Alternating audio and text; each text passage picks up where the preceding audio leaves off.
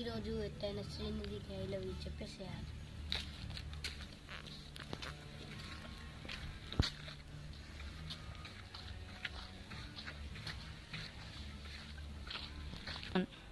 అమ్మాయి శ్రీనిధిలోనే నాకు సిగ్గెత్తది. I love you. నేను కార్తిక్నే చేస్తా, నేను చెయ్య. నువ్వు బాగాలేవు, కార్తిక్నే చేస్తా.